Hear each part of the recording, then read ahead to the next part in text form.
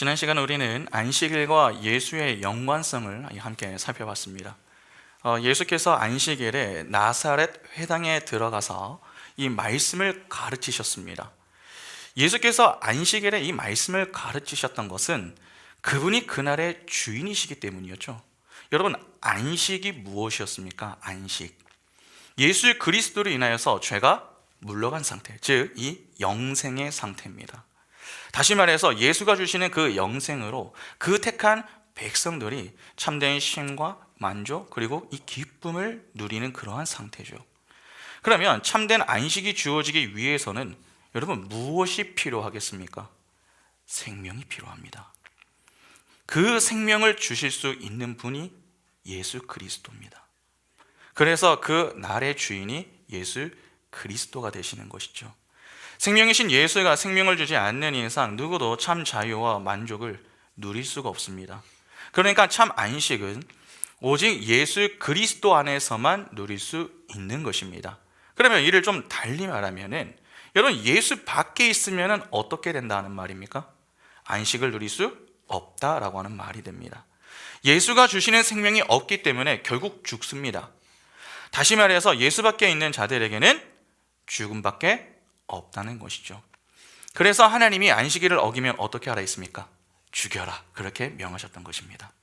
그러니까 하나님은 안식일이 담고 있는 그 의미 때문에 강하게 명령을 하셨던 것이지 진짜 그 날이 특별해서 그렇게 말씀을 하셨던 것은 아닙니다.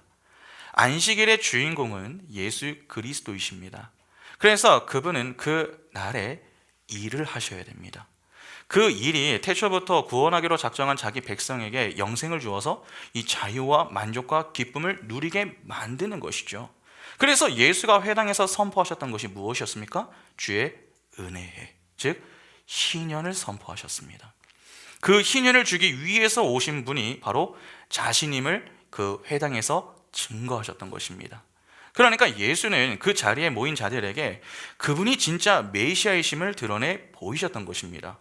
그러나 여러분, 사람들의 반응이 어떠했습니까? 예수의 말을 놀랍게 여길 뿐 그 누구도 믿지 않았습니다. 왜 사람들이 예수의 말을 믿지 않은 것입니까? 왜 놀라기만 했느냐는 것이죠. 지금 예수께서 계신 곳이 어디입니까? 그분이 어릴 적부터 지내셨던 나사렛입니다. 그곳 사람들은 예수를 모르지 않습니다. 인간 예수에 대해서는 아는 자들입니다. 이에 그들은 그들의 경험에 비추어서 예수를 보고서 이 판단을 했던 것이죠. 어릴 때부터 보던 그 예수의 모습과는 이 조금 다르다, 그렇게 보았던 것입니다. 이는 너무나도 자연스러운 모습입니다. 여러분, 제가요 지금과 달리 제가 어릴 적에는 매우 개구쟁이였습니다. 말을 잘 안 들었습니다. 교회에서 말썽이란 말썽은 다 피우고 다닐 그러할 정도였습니다. 돌을 던지다가 이제 교회 유리창을 깨기도 했었고, 소리를 지르면서 교회 밖을 이렇게 뛰놀기도 있었고, 이제 계단을 이렇게 다닐 때에 그 예수 믿지 않으시는 분들이 가끔씩 좀 그 침을 뱉지 않습니까? 그러니까 제가 그거를 보고 흉내를 냈어요. 그러니까 이제 이제 밖에 계단을 올라다닐 때마다 이제 침을 뱉으면서 이렇게 좀 이렇게 다니다가 보니까 지금 생각하면 정말 좀 민망한 일들이 정말 많았습니다. 그래서 어릴 때 제 모습을 기억하고 계시는 권사님은 야, 얘가 언제 처리될까? 그렇게 걱정하시고 저를 혼내시면서 붙들고 막 기도해 주시던 일들이 참 많았습니다. 정신 차리라고. 그런데 그랬던 제가 신학교를 가고 지금은 목회자가 되어서 이 사역을 하고 있습니다. 그래서 예전에 한번 그 권사님을 제가 뵌 적이 있었는데 너무 놀라시면서 야, 이 사람이 변해도 어떻게 이렇게 변할 수가 있나, 너무나도 신기하게 생각하셨던 그러한 적이 있었습니다. 여러분, 그분이 왜 그렇게 놀라셨을까요? 분명 전에 저는 교회 유리창을 깨고 사고만 치던 그러한 이제 개구쟁이라고 하는 인식이 그분에게 남아있기 때문이죠. 그런데 이제 그러한 모습이 하나 없이 차분하게 사람들에게 복음을 전하는 그러한 사람이 되었다고 하니까 그분의 눈에는 그것이 너무나도 신기하게 보였던 것이죠. 여러분, 똑같습니다. 우리는 예수가 어릴 적 어떻게 지내는지 정확하게 알 수는 없습니다. 그러나 분명한 것은 이 다른 또래와 비슷하게 지냈을 가능성이 매우 높겠죠. 그러다가 예수가 공생의 사역을 시작하면서 이 나사렛에 돌아와서 희년을 선포하며 내가 그 희년을 주기 위해서 온 사람이다 라고 하는 말을 하고 있습니다. 그 말을 듣고 있는 사람들 입장에서 여러분 어떤 생각이 들겠습니까? 신기하게 느껴질 뿐 믿기는 쉽지 않은 것입니다. 그래서 그들이 이야기하죠. 네가 요셉의 아들이 아니냐. 지금 누가가 이 내용을 여러분 보여주는 이유는요, 간단합니다. 복음은 만민의 것이 아님을 보여주기 위해서입니다. 잘 아시다시피 하나님은 사랑과 자비가 많은 분이시죠. 그래서 사람들은 이야기합니다. 복음은 만민의 것이다. 그렇게 말입니다. 이는 하나님의 속성을 생각하고 그렇게 주장을 하는 것입니다. 듣기에는 매우 좋죠. 그러나 성경은 결코 그렇게 가르치지 않습니다. 분명 하나님은 모든 자에게 복음을 듣게 하십니다. 다시 말해서 그분의 은혜를 허락하신다는 것이죠. 그러나 그 은혜의 복음에 반응하는 자들은 제한적입니다. 이 자체가 복음은 만민의 것이 아님을 보여주는 것입니다. 복음이 안 주어져서 반응하지 못하는 것이 아닙니다. 주어져도 반응하지 못하는 것입니다. 그러면 누가 반응하고 누가 반응하지 못하는 것입니까? 창세전 하나님이 구원하기로 작정한 택한 소수의 무리가 복음에 반응하고 택함을 받지 못한 유기된 자들은 반응하지 못합니다. 그래서 칼빈은 이를 제한속죄라고 부르죠. 이것이 그의 5대 교리에 속하는 것입니다. 여러분, 성경은요, 이 제한속죄를 지지합니다. 만일 보편 구원론자들의 주장과 같이 성경이 보편 구원을 이야기하고 있다면 상당히 이해하기 어려운 그런 사건들이 참 많습니다. 당장 노아의 홍수 심판 사건을 한번 생각해 보시죠. 이해가 되십니까? 이해가 안 됩니다. 하나님이 당시 왜 홍수로 심판을 하셨습니까? 땅의 부패함을 보고 한탄하셨기 때문입니다. 하나님의 말씀에 불순종하는 네피림과 용사 그리고 유명한 자들이 땅에 가득했기 때문에 하나님은 하나님의 저주의 이 물로 그들을 심판하셨던 것이죠. 이상하지 않으십니까? 하나님이 사랑과 자비가 많으신 분이시고 오래 참으시는 분이시라면 이왕 좀 참으시는 거 조금 더 참으시면서 악으로 부패한 자들을 회심케 만들어 다 구원을 해내시면 안 됩니까? 그분은 전지전능하신 분이십니다. 왜 그렇게 하지 않으십니까? 충분히 그렇게 하실 수 있는 분이 말이죠. 또한 예수도 한번 생각해 보시기 바랍니다. 여러분, 예수는 하나님이십니다. 지금 예수는 희년을 선포하기 위해서 오셨다고 말씀하셨습니다. 포로된 자에게 자유를 주시고 눈먼 자에게 다시 보게 하기 위해서 오셨다는 것이죠. 죄의 포로된 자리에 있는 자들에게 참된 자유를 허락하실 수 있고 영적 맹인을 고치시는 그러한 분이십니다. 그러면 죽지 않고 그냥 좀 오래 장수하시면서 영적으로 병든 자들을 다 고쳐주시면 안 됩니까?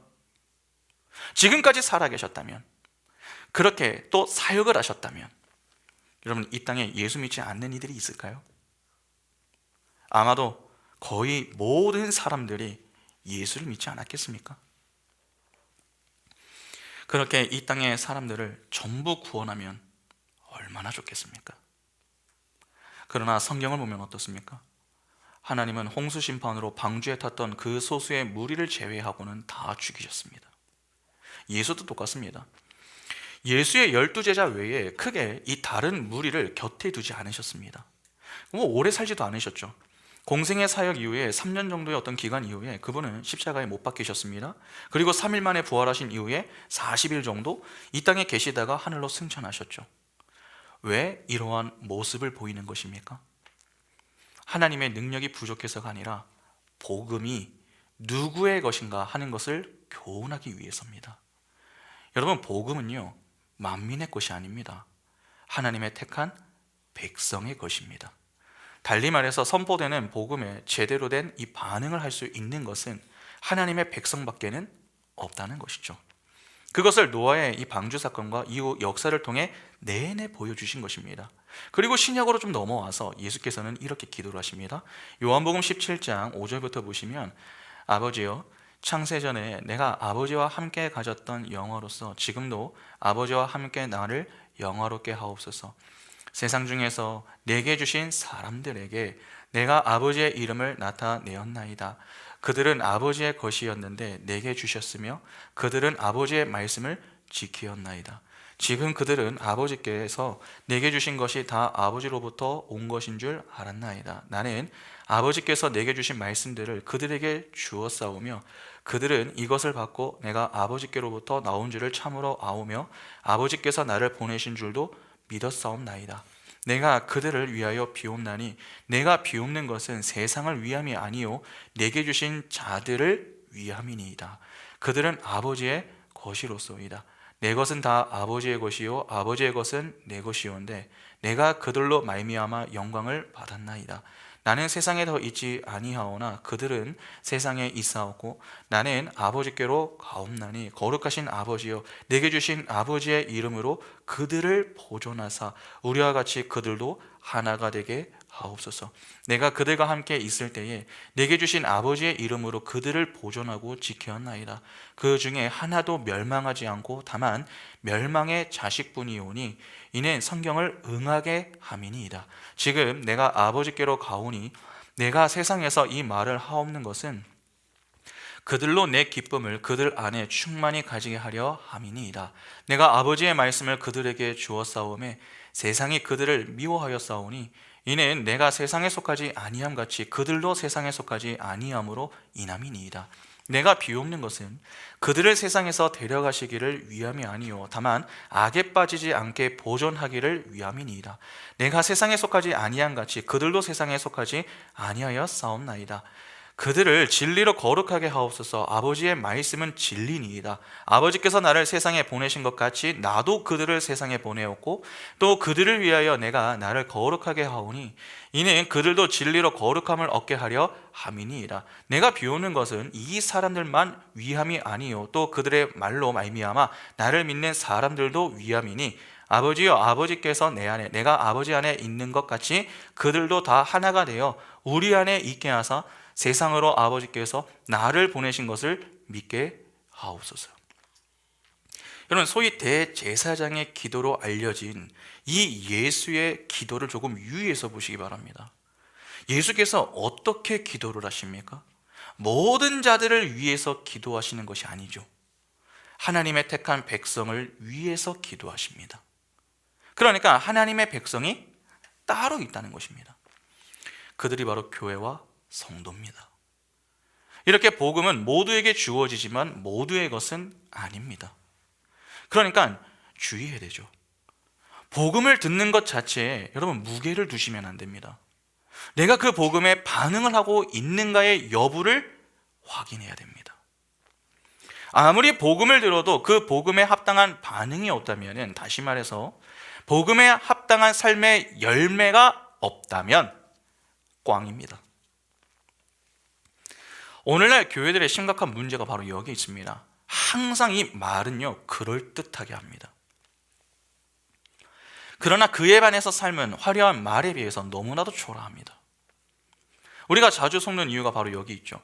말을 조금만 좀 잘하면은 우리는 저 사람이 참 복음을 알고 있구나, 믿음을 가지고 있구나, 신앙이 좋구나 그렇게 여깁니다. 입술의 고백과 함께 삶의 열매도 풍성하다면 너무나도 감사한 일입니다. 그러나 그렇지 않고 말에 비해서 삶이 좀 지나치게 부족하다면 여러분 그것은요 문제가 있는 것입니다. 오늘날 이러한 자들, 즉 관념적인 신앙을 갖고 사는 이들이 정말 많습니다.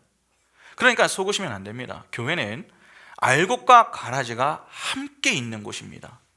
우리는 실제 누가 누구인지 알 수 있습니까? 알 수 없습니다. 그러나 하나님은 정확하게 아십니다. 때문에 우리는 내가 알곡이 맞는지 이 자신의 믿음과 신앙을 점검하면서 늘 이 말씀 앞에 서야 하는 것이죠. 하나님의 은혜를 따라 자신의 자리를 확인하는 그러한 수고가 있어야 한다는 것입니다. 그렇게 매일 치열한 영적 씨름을 하는 자가 바르게 걸어갈 수 있는 것입니다. 여러분, 그래서 알곡의 경우 삶 자체가 매우 치열하기 때문에 말씀을 대충 들을 수가 없습니다. 더 간절하고 집중해서 들으려고 노력을 합니다. 어떻게든 그 말씀을 통해서 내가 위로를 얻고 힘을 얻고 돌아가려고 하는 그러한 모습이 있다는 것입니다. 그러나 가라지는요 그러한 모습이 거의 없습니다. 그 자리에 앉아 있는 것으로 만족을 하고 그냥 넘어가려고 합니다. 왜 같은 설교를 듣고도 누군가는 감격하고 감동을 받고 또 누군가는 지루함을 느끼는가? 바로 이러한 차이 때문에 그렇습니다. 성경은 보편 구원이 아닌 제한 속죄를 교훈합니다. 이는 오늘 본문에 더 자세하게 나옵니다. 23절을 한번 보시기 바랍니다. 예수께서 그들에게 이르시되 너희가 반드시 의사야 너 자신을 고치라 하는 속담을 인용하여 내게 말하기를 우리가 들은 바 가버나움에서 행한 일을 내 고향 여기서도 행하라 하리라. 이 본절을 보면서 예수는 그 자리에 있던 무리에게 속담 하나를 인용하시면서 그들을 책망하시죠. 여기 나오는 그들이라고 하는 것은 예수의 소문을 듣고서 지금 이 나사렛 회당에 모인 자들을 가리키는 말입니다. 그러면 그들이 들은 소문이 무엇입니까? 예수께서 인용하신 속담을 잘 보시기 바랍니다. 의사야 너 자신을 고치라. 이 속담은 다른 이의 병을 고치기 이전에 자신의 병을 먼저 고쳐서 자신이 용한 의사임을 입증해 보이라는 말입니다. 지금 예수는 광야에서 곧바로 갈릴리 나사렛으로 오신 것이 아니죠. 유대 지방을 지나면서 여러 사역들을 하시면서 오신 것입니다.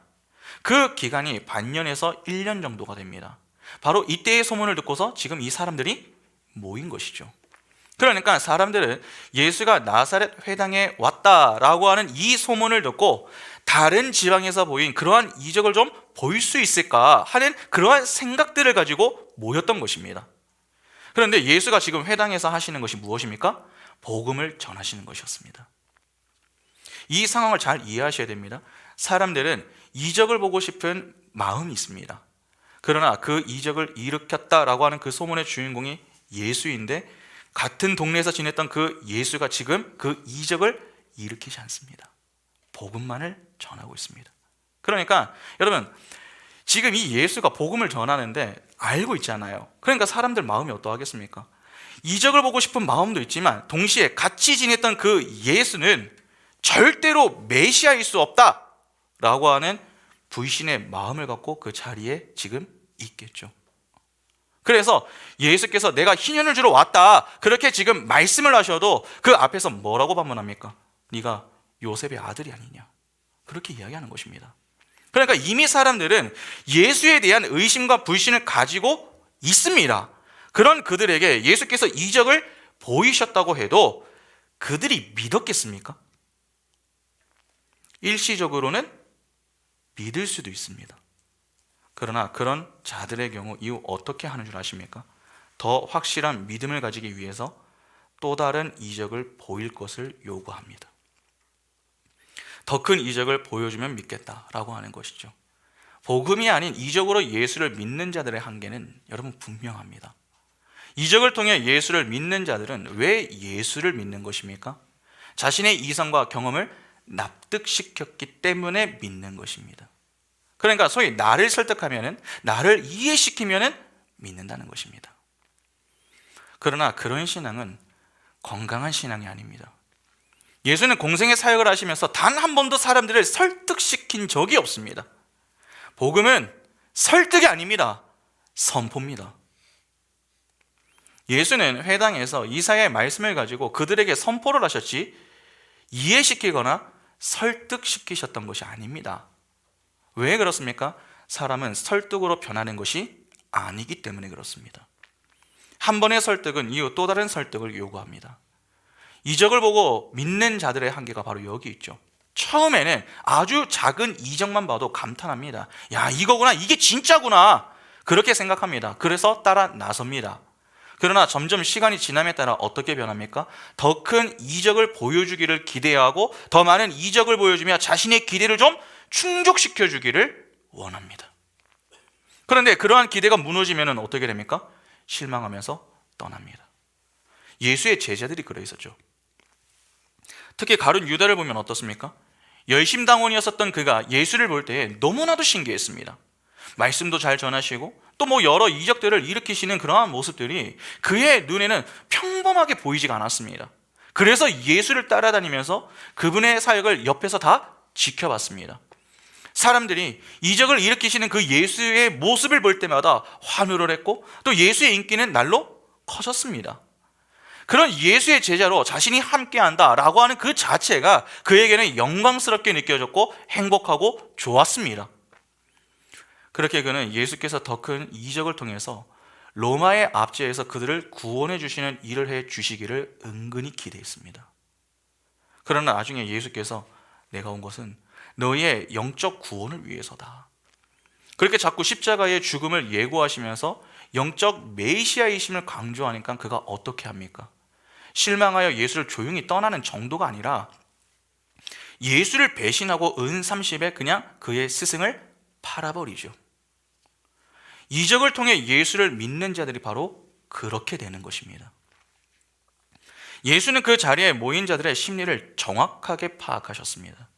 그래서 당시 사람들에게 익숙했던 속담을 하나 인용하여서 그들의 불신앙을 지적하셨던 것이죠. 사람은 외모를 보거니와 하나님은 중심을 보신다라고 하는 이 말씀을 연상케 하는 그러한 장면 아닙니까? 그리고 예수는 말씀을 이어가시는데 24절을 한번 보시기 바랍니다. 또 이르시되 내가 진실로 너희에게 이르노니 선지자가 고향에서는 환영을 받는 자가 없느니라. 여기 내가 진실로 너희에게 이른다라고 하는 어구가 나옵니다. 진실로라고 번역이 된 이 표현이 우리가 자주 사용하는 아멘입니다. 예수께서 이 표현을 사용하실 때는 주로 사실 또는 진리를 선언하시는 그러한 경우가 많습니다. 그러면 지금 예수는 사람들의 중심을 파악하고 이 어떤 진리를 전하시겠다라고 하는 말 아닙니까? 그 뒤에 여러분 내용이 나오는데 그 내용이 무엇입니까? 선지자가 고향에서는 환영을 받는 자가 없다. 바로 이것입니다. 일단 이 내용은 지금 예수의 상황을 염두하고 하신 말씀입니다. 예수는 누구십니까? 선지자이십니다. 그리고 지금 그분은 나사렛 즉 고향에 와 계십니다. 그런데 어떻습니까? 선지자인 그분이 고향에서 환영을 받고 있습니까? 환영받지 못하고 있습니다. 이에 대한 이야기를 하시며 나사렛 사람들의 어리석음을 우회적으로 책망을 하시는 겁니다. 그러나 이 내용을 이렇게만 이해하기는 좀 어려움이 있습니다. 예수는 감정적으로 하나님의 일을 감당하시는 분이 아니죠. 그분은 하나님의 뜻을 이루는 일에 관심이 있습니다. 여러분, 하나님은 어떻게 일을 하십니까? 약속에 따라 일을 하십니다. 감정에 따라 일하시는 것이 아니라 약속과 언약에 따라 일을 하시죠. 그러면 지금 예수께서도 단지 나사렛 사람들의 어리석음을 책망하는 정도로 이 말씀을 하셨다, 그렇게 보기란 조금 무리가 있습니다. 지금 예수의 관심은 나사렛 사람들에게 있는 것이 아닙니다. 단지 자신을 불신한다라고 하는 그 이유로 기분이 나빠서 화를 내는 게 아닙니다. 오히려 지금 이를 통해서 복음의 대상이 누구인지, 그리고 하나님이 얼마나 신실하게 일하고 계시는지, 그것을 교훈하기 위해서 의도적으로 이 말씀을 하신 겁니다. 그러면 그 사실을 어떻게 알 수 있습니까? 이후 내용을 보면 정확하게 알 수 있습니다. 25절부터 예수는 구약의 두 선지자를 언급합니다. 바로 엘리야와 엘리사죠. 두 사람은 구약을 대표하는 그러한 선지자 아닙니까? 선지자 중에 선지자로 여겨질 정도로 인정을 받았었던 자들이 엘리야와 엘리사입니다. 그런데 두 사람이 활동할 당시 상황이 어떠했습니까? 사람들에게 인정을 받아가면서 사역을 감당했습니까? 그렇지 않았습니다. 동족 이스라엘의 외면과 이 배척을 받으면서 사역을 했습니다. 오히려 그들을 받아들였던 이들은 이방 사람들이었습니다. 그래서 등장하는 사람이 사르밧 과부와 나아만 장군입니다. 그러면 이에 대해서 잠시 보겠습니다. 먼저 25절부터 27절을 보시면, 내가 참으로 너희에게 이르노니 엘리야 시대에 하늘이 3년 6개월간 닫히어 온 땅에 큰 흉년이 들었을 때에 이스라엘에 많은 과부가 있었으되 엘리야가 그 중 한 사람에게도 보내심을 받지 않고 오직 시돈 땅에 있는 사렙다의 한 과부에게 뿐이었으며, 또 선지자 엘리사 때에 이스라엘에 많은 나병 환자가 있었으되 그 중에 한 사람도 깨끗함을 얻지 못하고 오직 수리아 사람 나만 뿐이었느니라. 두 사람의 이야기 가운데 먼저 등장하는 것은 엘리야와 사르밧 과부의 이야기입니다. 여러분, 이 내용은 열왕기상 17장에 나옵니다. 엘리야가 활동하던 당시 북이스라엘의 왕은 악하기로 유명했었던 아합 왕입니다. 그때 하나님은 수년 동안 비를 허락하지 않으셨습니다. 오늘 본문 25절을 보면은 그 기간이 얼마나 된다고 밝힙니까? 3년 6개월이라고 밝히고 있습니다. 왜 3년 6개월입니까? 이는 이유가 있습니다. 여러분 혹시 중간기 때에 이스라엘을 가장 괴롭혔었던 인물이 누구인지 기억하십니까? 안티오쿠스 에피파네스 4세입니다. 그가 유대인들을 박해했었던 기간이 바로 3년 6개월입니다. 그러니까 그 기간은 이스라엘의 큰 재앙과 시련으로 여겨지는 그러한 기간이었던 것이죠. 그러면 당시 아합 왕 때의 상황도 어떠했음을 알 수 있겠습니까? 큰 시련의 기간이었다라고 하는 것을 알 수 있습니다. 아합 왕 때에 큰 흉년이 들었습니다. 그 이유에 대해서 누가는 하늘이 닫혔기 때문이다 라고 했습니다. 하늘의 문을 열고 닫는 것은 누가 하십니까? 하나님이 하십니다.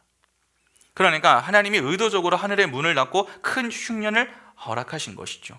열왕기상 17장 1절에 길르앗에 우거하는 자 중에 디셉 사람 엘리야가 아합에게 말하되 내가 섬기는 이스라엘의 하나님 여호와께서 살아계심을 두고 맹세하노니 내 말이 없으면 수년 동안 비도 이슬도 있지 아니하리라 하니라. 여러분 극심한 가뭄은요 농사에 지장을 줍니다. 이는 결국 먹는 문제로 연결이 되죠. 그러니까 이 문제는 보통 심각한 문제가 아니었던 것입니다. 정말 심각한 문제였던 것이죠.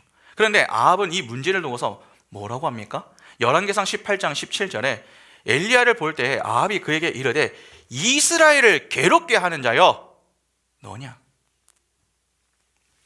자신의 죄악에서 문제를 찾는 것이 아니라 엘리야 때문이다. 그렇게 지금 엘리야를 탓하면서 비난합니다.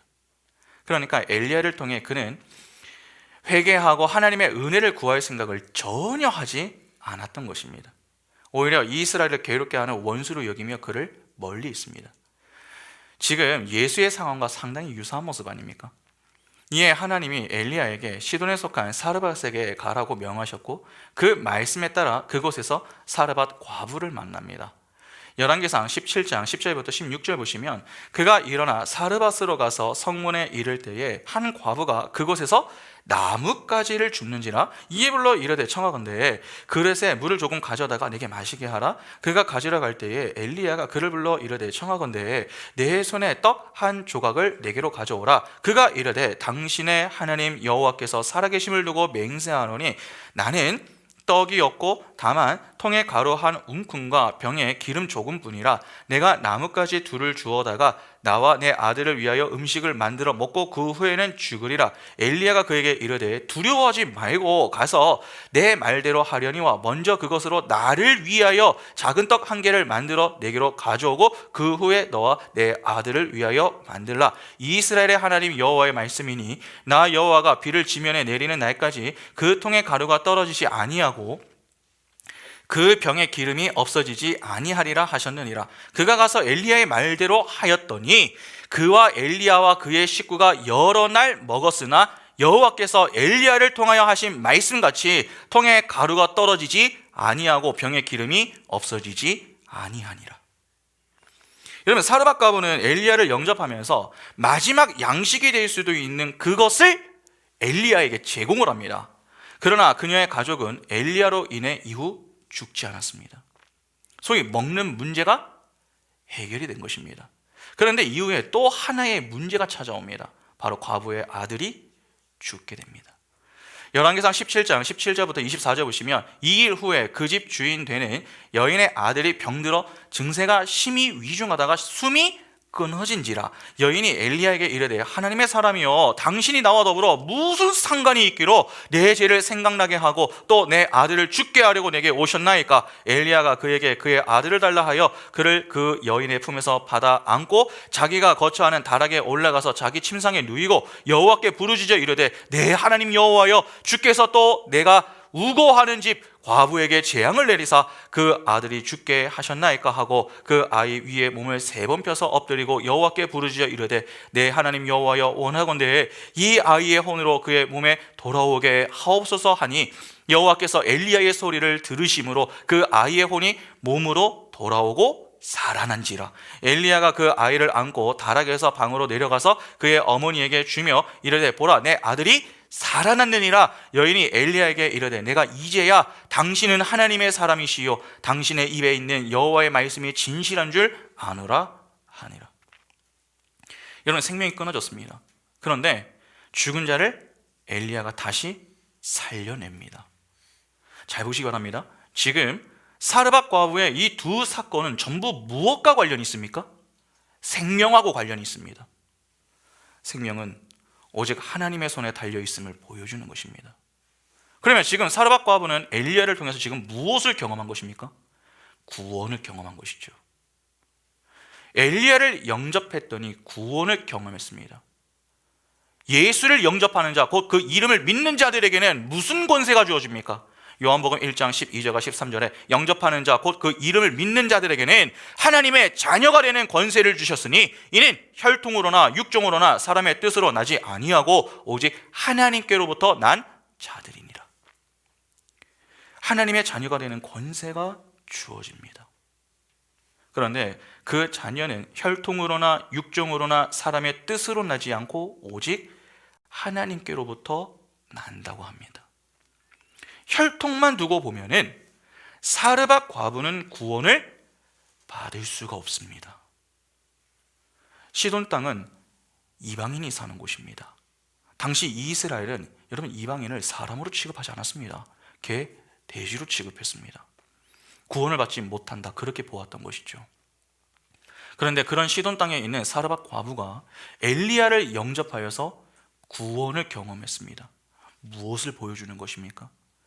이방인 중에도 하나님의 택한 백성은 반드시 구원을 받는다. 그것을 보여주는 것 아닙니까? 그러니까 복음은 만민의 것도 아니고 유대인의 것도 아닙니다. 오직 택한 하나님의 백성의 것임을 사르밧 과부를 통해서도 확인할 수 있는 것입니다. 그런데 잘 보시기 바랍니다. 엘리야가 시돈 땅에 있는 사르밧 과부에게 가게 된 이유가 무엇입니까? 동족의 배척 때문입니다. 고향에서 환영받지 못했기 때문이다 라고 하는 것이죠. 물론 하나님의 지시가 있었기 때문에 간 것도 있지만 여러분, 아합 왕의 눈을 피해서 간 것도 있습니다. 그러면 동족의 배척으로 인해서 오히려 무슨 일이 일어난 것입니까? 하나님의 택한 백성의 사르밧 과부의 구원 역사가 일어나게 된 것입니다. 여기서 우리는 하나님이 어떤 분이신가 라고 하는 것을 확인할 수 있죠. 여러분, 하나님은 어떤 분이십니까? 합력하여 선을 이루시는 분이십니다. 우리는 우리의 사고의 틀에서 자꾸 이 생각하는 그러한 경향이 있습니다. 내 생각에, 내 판단에, 내 경험에 갇혀서 그 안에서만 자꾸 이 사고하는 습관이 있는 것이죠. 그러나 하나님은 우리의 그러한 제한된 사고의 틀에 갇혀 계시는 그러한 분이 아닙니다. 우리의 이상 넘어, 우리의 판단과 경험 넘어 일하시는 분이십니다. 하나님은 택한 자기 백성을 단 한 사람도 놓치지 않으십니다. 그러니까 아합 왕의 악까지도 사용하셔서 하나님의 뜻을 이루어 내시는 분이 하나님이신 것입니다. 그러니까 하나님은 얼마나 놀랍고 위대한 분이십니까? 나아만의 이야기도 똑같습니다. 여러분, 해당 이야기는 열왕기하 5장에 등장합니다. 아람의 장군이었던 나아만은 다른 건 다 좋았는데 이 나병을 가지고 있었습니다.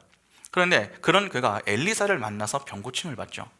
열왕기하 5장 9절부터 14절을 보시면 나아만이 이에 말들과 병거들을 거느리고 이르러 엘리사의 집 문에 서니 엘리사가 사자를 그에게 보내 이르되 너는 가서 요단강에 몸을 7번 씻으라 내 살이 회복되어 깨끗하리라 하는지라. 나아만이 노하여 물러가며 이르되 내 생각에는 그가 내게로 나와 서서 그의 하나님 여호와의 이름을 부르고 그의 손을 그 부위 위에 흔들어 나병을 고칠까 하였도다. 다메섹 강 아바나의 바르발은 이스라엘 모든 강물보다 낫지 아니하냐. 내가 거기서 몸을 씻으면 깨끗하게 되지 아니하랴 하고 몸을 돌려 분노하여 떠나니 그의 종들이 나와서 말하여 이르되 내 아버지여 선지자가 당신에게 큰 일을 행하라 말하였더라면 행하지 아니하였으리까 하물며 당신에게 이르기를 씻어 깨끗하게 하라 함이리까 하니 나아만이 이에 내려가서 하나님의 사람의 말대로 요단강에 7번 몸을 잠그니 그의 살이 어린 아이의 살같이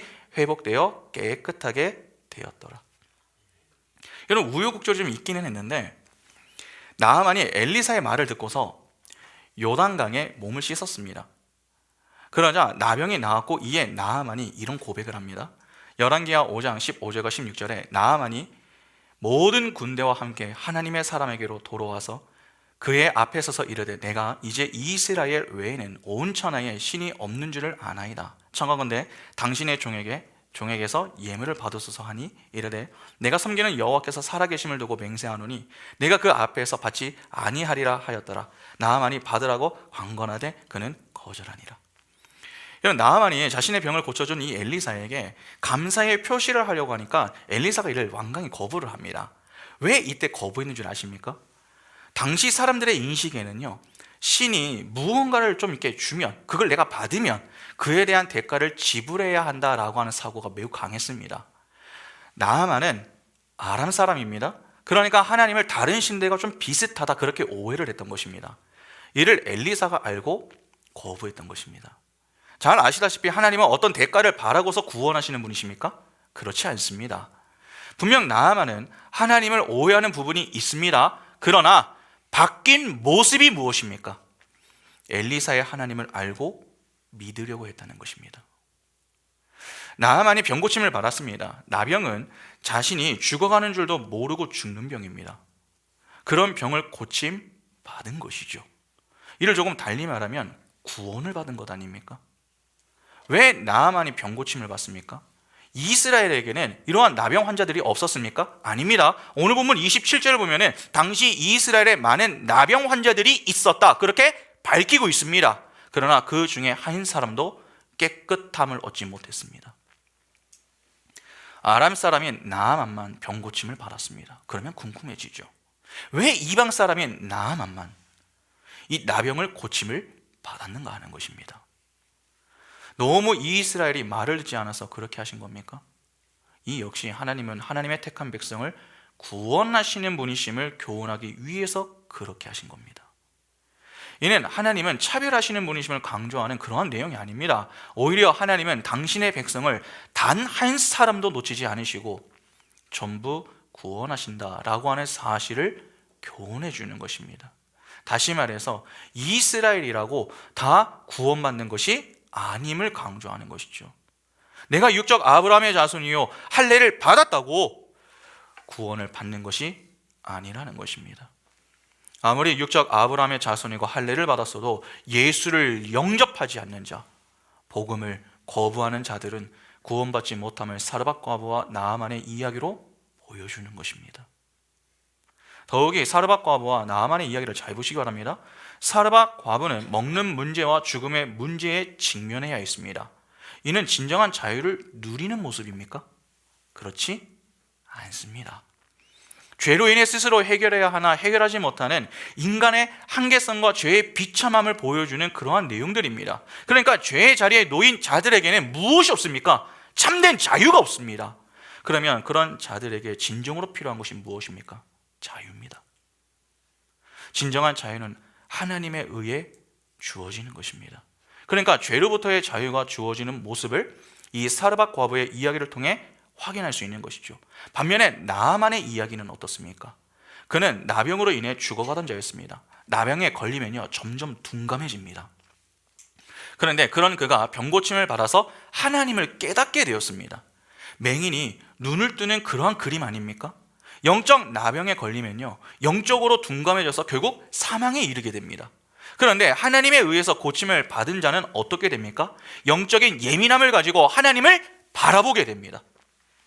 생명을 얻기 위해서가 아니라 받은 생명을 잃지 않기 위해서 그렇게 하는 것입니다.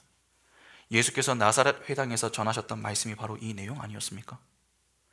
누가복음 4장 18절과 19절에 주의 성령이 내게 임하셨으니 이는 가난한 자에게 복음을 전하게 하시려고 내게 기름을 부으시고 나를 보내사 포로된 자에게 자유를, 눈먼 자에게 다시 보게 함을 전파하며 눌린 자를 자유롭게 하고 주의 은혜의 해를 전파하게 하려 하심이라 하였더라. 그러니까 지금 예수는 의도적으로 사르밧 과부와 나아만의 이야기를 가지고서 다시 한번 복음을 전하고 계신 겁니다. 그런데 구약의 두 선지자인 이 엘리야와 엘리사, 여러분 이 두 사람은 모두 누구를 예표합니까? 예수 그리스도입니다. 사실 구약에 하나님에 의해서 쓰임을 받았었던 인물들이 전부 예수 그리스도를 예표하죠. 그러니까 실체가 오시기까지 그림자의 역할을 했던 것입니다. 그들은 선지자입니다. 구약의 선지자, 제사장, 왕은 모두 기름 부음과 관련이 있으며 장차 오실 예수께서 이 담당하실 사역을 가리키는 그러한 내용이 됩니다. 예수는 첫 아담이 그러했듯이 선지자, 제사장, 왕의 직분을 감당하는 그러한 분으로 오셨습니다. 그러니까 구약에서 예표하던 그 실체인 진짜 선지자가 그들 앞에서 구약의 예언을 성취하기 위해서 온 자가 나다. 구원은 하나님의 택한 백성의 것이지 너희의 것이 아니다. 그래서 너희가 나를 이렇게 배척하고 있는 것이다. 그 말씀을 하고 계신 것입니다. 그러나 그 자리에 있는 자들은 어떻습니까? 이미 그들은 의심과 불신의 상태에 놓여 있습니다. 안 그래도 전에 그들이 알던 예수의 모습과 달라서 당혹감을 감추지 못하고 있는데 예수는 그런 그들에게 책망까지 하고 있습니다.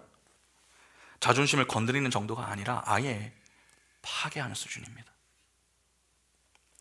불편함을 넘어서 여러분 이 적대감이 들지 않겠습니까? 그래서 28절과 29절을 보면 그들이 어떻게 합니까?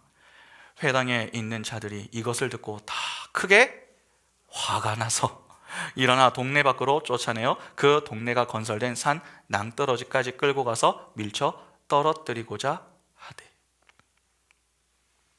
화가 나가지고 예수를 산 낭떠러지까지 끌고 가서 그냥 떨어뜨리려고 했습니다. 그러니까 죽이려고 했다는 것입니다. 그러면 한번 보시기 바랍니다. 만일에 복음이 모두의 것이라면 복음이신 예수가 참된 진리를 전하는 그 자리에서 그들은 어떤 반응을 보여야 하는 것입니까? 복음에 합당한 모습을 보이며 예수를 영접해야 합니다. 왜 사르밧과부와 나아만이 구원을 경험했던 것입니까? 이는 하나님의 택한 백성이기도 한 것도 있지만 동족 이스라엘의 배척과도 관련이 있습니다. 그러면 그들은 당시 사람들과 다르게 이제는 선지자를 배척하지 않으면 되는 것 아닙니까? 전에 이스라엘은 하나님이 보내신 선지자를 배척하고 미워했어도 지금의 그들은 참 선지자인 예수를 영접하면 안 되느냐 하는 것입니다. 그러나 그들 중에 그 누구도 그렇게 반응하면서 주님, 우리가 잘못했습니다. 우리가 우리의 경험을 믿고서 주님을 오해했습니다.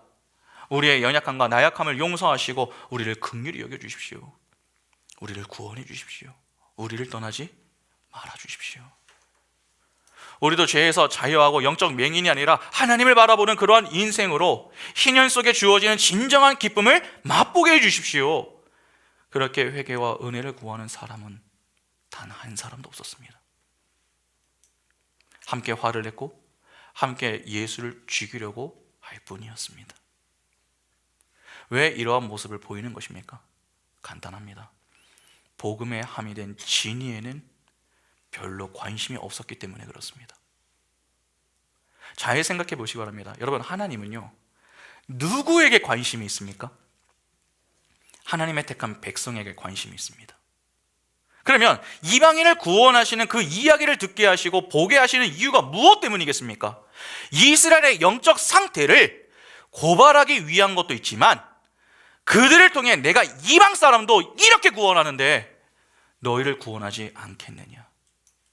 그러한 하나님의 깊은 사랑이 그 속에 숨겨져 있는 것입니다. 그러니까 내 백성아, 그 자리에서 속히 나와서 이제는 나와 교제하자. 내 음성을 들어라. 나를 좀 바라봐라. 그렇게 간절하게 자기 백성을 향한 그분의 사랑을 두 사건을 통해 보여주셨던 것입니다. 하나님이 안 보여주신 게 아닙니다. 하나님은 보여주셨습니다. 그러나 그것을 깨닫지 못했던 것은 이스라엘이었습니다. 여러분, 하나님은 항상 인물과 사건을 통해서 교훈하시고 또 교훈해 주셨습니다. 그러나 그 교훈을 늘 깨닫지 못했던 것은 이스라엘이었습니다. 왜 깨닫지 못하는 것입니까? 그들이 하나님의 택한 백성이 아니기 때문에 그렇습니다. 여러분, 이를 잘 이해하셔야 됩니다. 복음은 유대인의 것이 아닙니다. 이스라엘의 것도 아닙니다. 그러니까 복음은 만민의 것이 아닙니다. 아무리 하나님이 복음을 들려주어도 그 복음에 제대로 반응하는 자는 제한되어 있습니다. 하나님의 택한 백성만이 그 복음에 합당하게 반응할 수 있습니다. 하나님이 들려주셔도 듣지 못하고 보여주셔도 못 보는 것입니다. 그러니까 문제는 하나님이 아니라 바로 우리 자신인 것입니다. 왜 당시 사람들이 예수의 말을 듣고 그렇게 격분합니까? 복음에 함유된 진리에 집중하지 않았기 때문에 그렇습니다. 예수는 레마를 담고 있는 로고스입니다. 그러나 그들은 예수를 어떻게 본 것입니까? 로고스로 본 것입니다. 그래서 예수를 목수인 요셉의 아들이 아니냐 그렇게 말을 한 것이고 회개치 않고 예수를 죽이려고 했던 것입니다. 그들은 율법을 가지고 있었고 절기도 지키고 있었습니다. 그러한 경험도 가지고 있었습니다. 그러나 그것이 그들의 발목을 잡을 줄은 그 누구도 예상하지 못했습니다. 이것이 오늘날 우리가 두렵고 떨리는 마음으로 돌아보아야 할 부분인 것입니다. 신앙생활을 하다 보면 사람이 어떻게 바뀌는 줄 아십니까? 본질이 아니라 자꾸 비본질에 집중을 합니다. 교회에서 무언가를 섬기기 시작을 하면 그 섬기는 일에 자꾸 이 신경을 쓰는 것이죠. 사람들이 나를 어떻게 평가하는가? 내가 이 교회에서 어떤 기여를 하고 있는가? 그러한 것들을 지나치게 신경을 쓰기 시작합니다. 그러면 정작 중요한 본질을 놓칩니다. 아닙니다. 여러분, 우리가 왜 섬기는 것입니까? 하나님께 받은 은혜에 감사해서 섬기는 것입니다. 그러면 그 섬김에 더 힘을 내기 위해서는 어떻게 해야 합니까? 본질에 더 큰 힘과 능력을 힘입어야 하는 것입니다. 본질에서. 그러니까 여러분 많이 섬기는 사람일수록요, 본질에 더 많은 시간을 할애를 해야 됩니다. 그런데 섬기는 것은 많은데 정작 개인의 신앙은 죽어가는 그러한 경우가 너무나도 많습니다.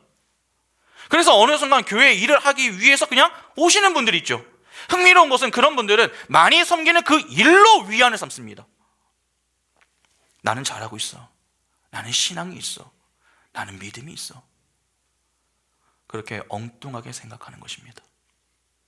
그러나 그렇게 섬기는 것은 내 신앙에 득이 되는 것이 아니라 해가 된다라고 하는 것을 아셔야 됩니다.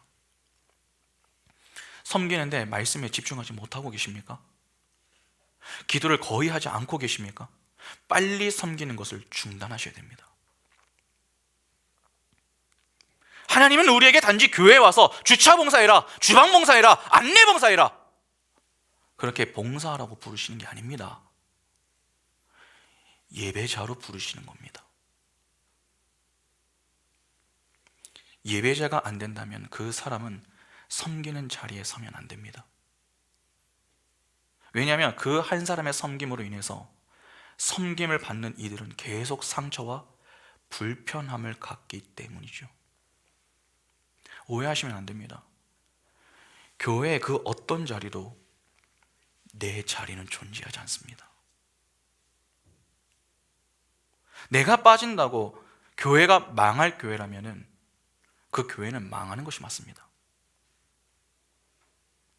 여러분, 교회의 머리는 목사도 장로도 권사도 아닙니다. 하나님이십니다.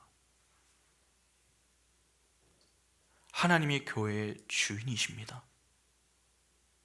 내가 없어도 돌아가는 곳, 그곳이 교회입니다.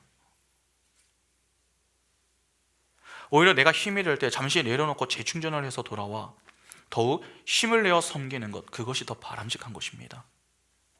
신앙생활은 전력 질주, 단거리 경주가 아니라 마라톤입니다.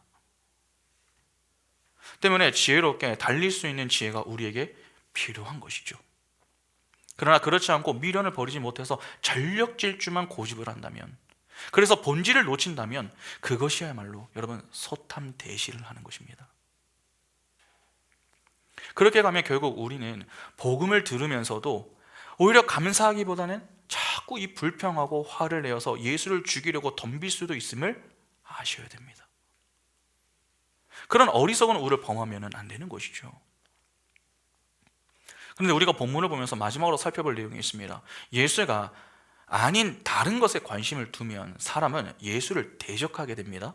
그러면 그에 대한 하나님의 반응은 어떠합니까? 그것이 오늘 본문 마지막 30절에 나옵니다. 예수께서 그들 가운데로 지나서 가시니라.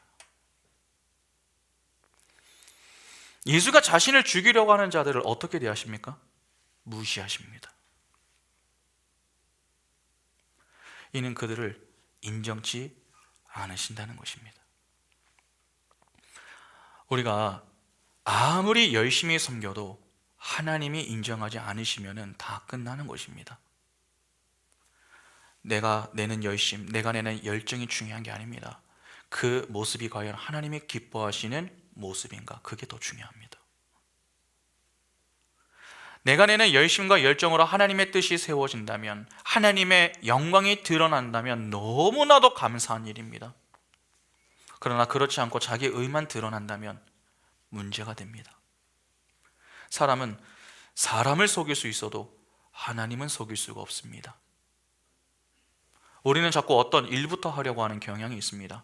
교회를 다니다 보면은 자꾸 어떤 일을 좀 해야 할 것 같은 그런 마음이 드는 것이죠. 그러나 일에 앞서서 먼저 해야 할 것이 있습니다. 바로 무너진 하나님과의 관계부터 바르게 세워야 합니다. 어떠십니까? 우리는 진정 하나님과의 관계가 안녕하십니까? 하나님과의 관계가 회복이 되고 튼튼하게 세워져 가고 있습니까? 그것부터 살피셔야 됩니다. 일을 하려고 하지 마시고 예배자가 되셔야 됩니다.